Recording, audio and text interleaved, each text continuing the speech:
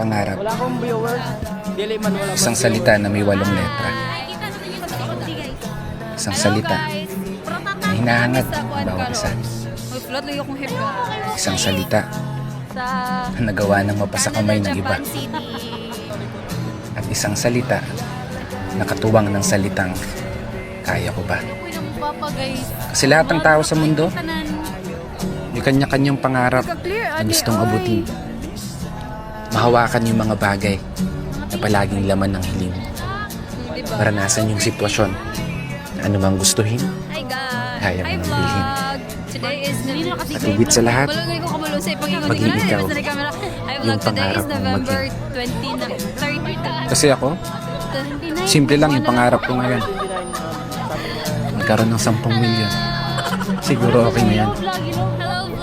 Pero biro, lahat naman ng tao pangarap magkaroon ng sariling bahay, sariling sasakyan, masayang pamilya na araw-araw mong uuwian. At syempre, mabait na asawa na nag-iisa at bukod tangi mong tatabihan. Kasi libre lang mangarap. Ika nga nila. Wala yang bayad. Isuli ka pa. Ang tanong na lang dyan, Laro ka. magagawa mo ba? Okay, Baguhin buling ang takbo laruin. ng buhay gamit ang mga pangarap mo. Wag lang yung damdamin. Tiwala ka lang sa kakayahan at tinataglay mo. Sige, kwal Higit mo. sa lahat. Laban. Maniwala ka lang na kaya mo. Balang araw, magugulat ka na lang. Wala ka nang binabayarang utang kada kinsenas katapusan. Magagawa mo ng puntahan yung mga lugar na gusto mong puntahan. Kaya walang dahilan para panghinaan ka pa ng loob. Kung sadyang medyo inaalat, tanggapin mo pa rin na malugod.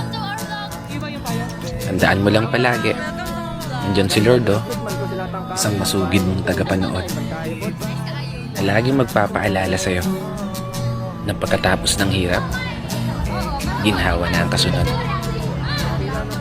Kaya isang pagpupugay para sa lahat ng mga kapatid ng motorista na patuloy sumasabay sa hamon ng buhay. Mangarap lang tayo ng mangarap. Ilang araw tayo naman ang magtatagumpay. This is your brother Mark for today's video.